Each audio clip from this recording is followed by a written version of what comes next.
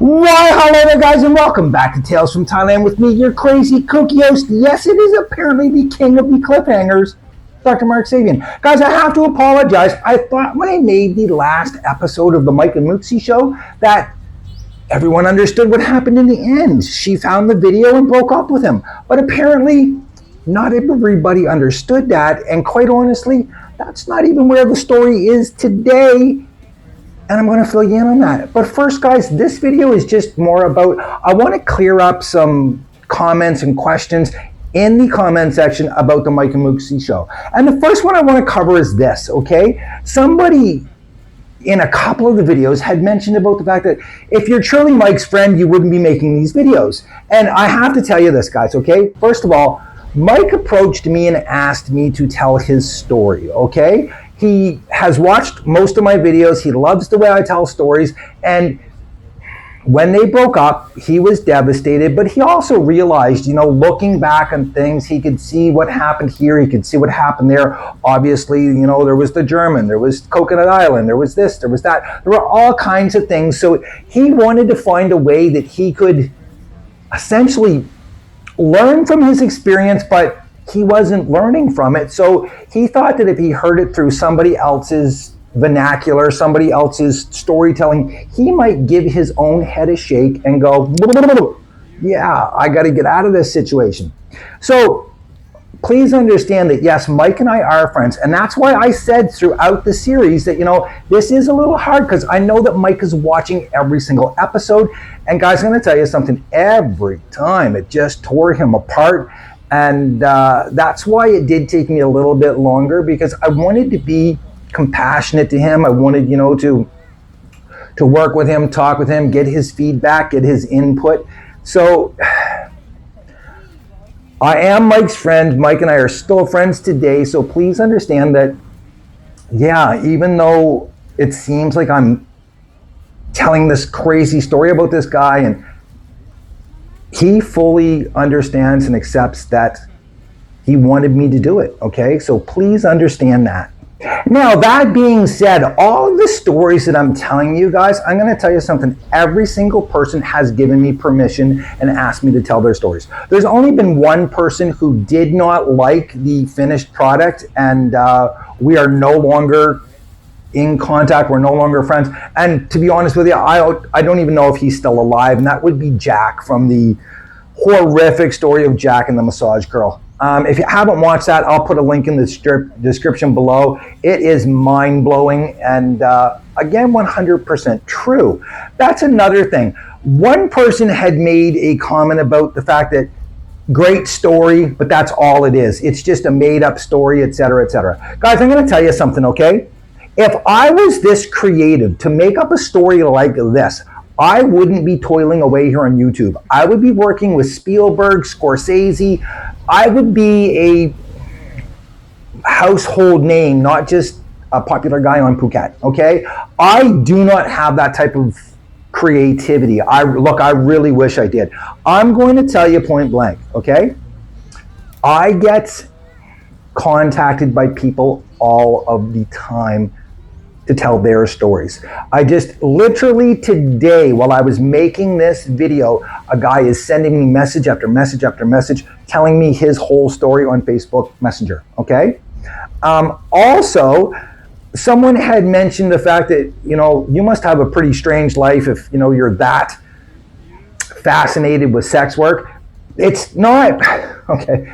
It's not that I'm fascinated with sex work, guys. It's this, okay? You have to remember, I was here during the pandemic situation, so there was nothing going on, and I was going out and I was meeting people. You would sit there, you would talk to them, and they would just automatically start telling you their stories.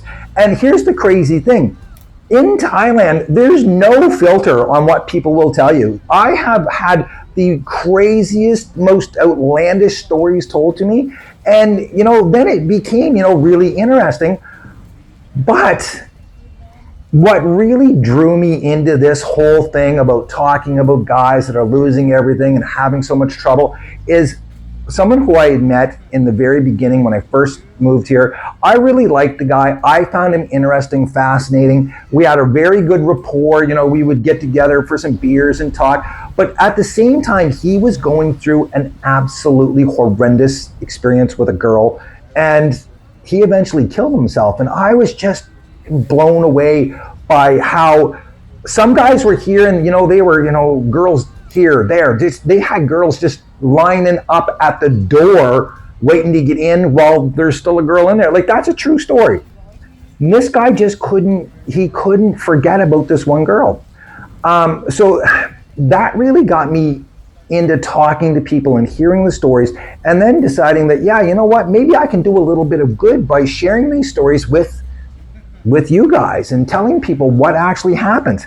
And then it did blossom into the fact that I get people reaching out to me all of the time. I don't know if you guys have seen the video about a woman in the UK reached out to me because her father was just losing everything. All of his savings, he lost his house. He even gave his widowed bride's engagement ring to a prostitute on Phuket, who took and then sold it for drugs of some kind. This poor man has given over £400,000. £400,000 to a 20-some-year-old prostitute on Phuket who has honestly done all with it. I know the girl. I've seen her a bunch of times, and she just goes to the clubs and she spends 50, 60, 70, 100,000 baht a night at a time. She doesn't give up about anything. Over 400,000 pounds this man lost to that girl, okay? And I know everyone's going to be, tough luck for him, he's stupid. He's a 70-some-year-old man who, he's got some... I'm not going to go any further, but just believe me when I tell you this, okay? I get people reaching out to me all the time. And there's another vlogger, Dan, up in northern Thailand that does pretty much the same content as me. His are always just stories. So he's not showing you guys stuff like I do, waterfalls and all of that stuff that nobody's interested in. Dan has cornered the market on telling stories. He gets people reaching out to him every single day as well. So I'm going to tell you something, guys. I know a lot of people think that we're making this shit up. We're not. I'm going to tell you something. It is 100% happening down here every single day. Now, the last thing I want to say is this, okay?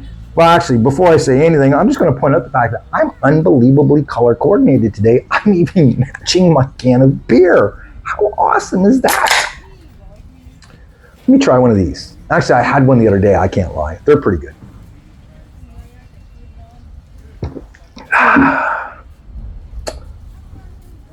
Now, the last thing I want to cover, guys, before I fill you in on what's going on with Mike Mooksie, is that Mike is not a simp, okay? He's not a loser. He's not an idiot. I mean, you have to keep in mind that this is an unbelievably intelligent guy.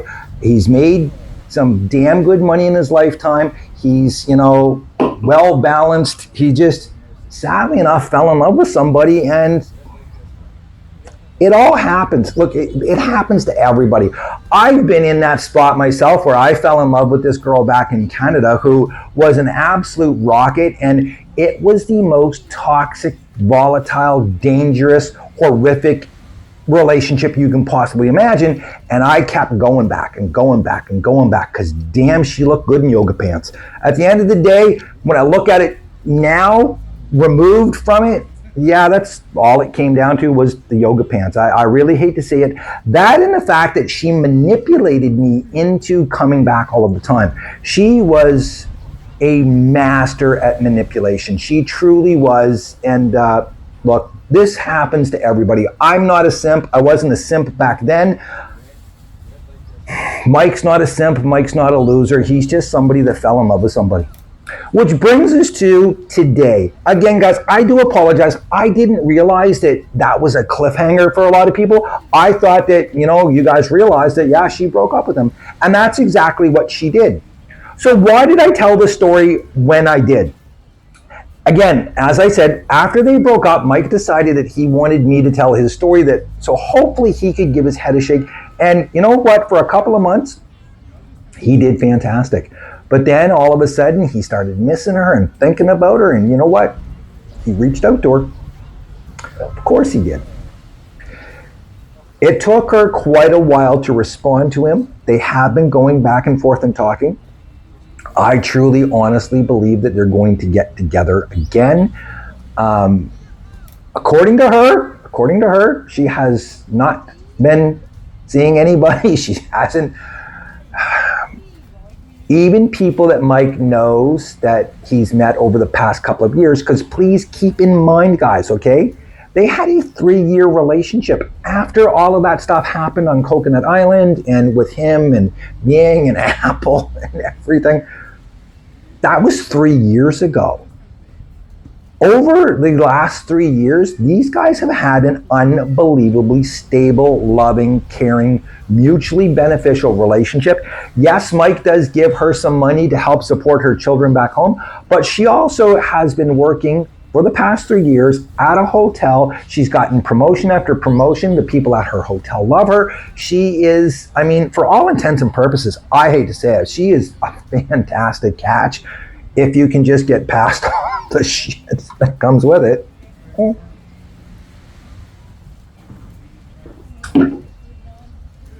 3 years they were together. And there was so much trust, again, that, you know, Mike leaves his laptop, allows her to use his laptop, you know, gives her full everything. And sadly enough, Mike never even thought about those damn videos, okay? He'd never even seen them himself. What happened was he downloaded all of the stuff on his old phone so he didn't lose pictures and videos and stuff like this, and never really looked at it like a lot of us do, okay? I mean, at the end of the day, how many people go through all of their photos on their laptop and stuff?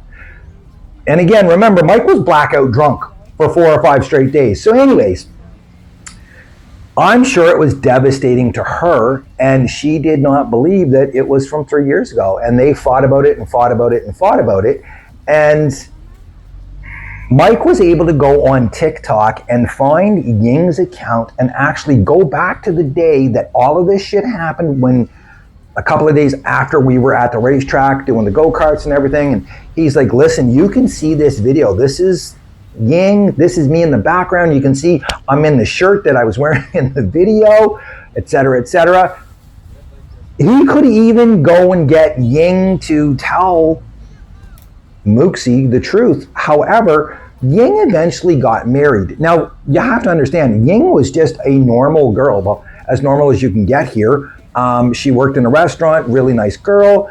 I've known her for, well, almost 3 years, and she is absolutely fantastic. She married a really nice guy from Turkey who was going into her restaurant all of the time. He's not one of these weird sex perverts or anything like that. He's a really, really nice guy. Mike didn't want to harm her relationship or put them in.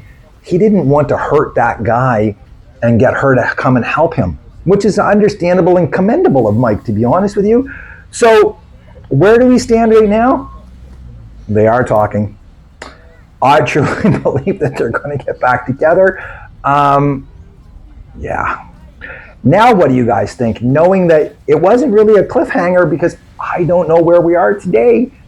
She found the video, she broke up with them, and you know, a lot of people are in the comment section are like, you know, she's being really harsh on him because, you know, tit for tat. Terrible pun. But yeah, this is where we're at. What do you think Mike should do? Should he try to get back together with her, knowing that for 3 years, again, guys, they had a really, really good relationship? Anyways, let me know in the comment section. This is hopefully the last video about Mike and Mooksie until the marriage. We will do something for the wedding, something special, I'm sure. Till next time, guys, please live your best life. And if watching videos like mine helps you enjoy living your best life, please do. If you haven't already, hit subscribe. It's, then again, somewhere down in there, I'm not sure. Give me a like, leave a comment, and live your best life. If you're not living your best life, find out what you need to do to be able to get living it, because again, you only have one. Till next time, guys, cheers.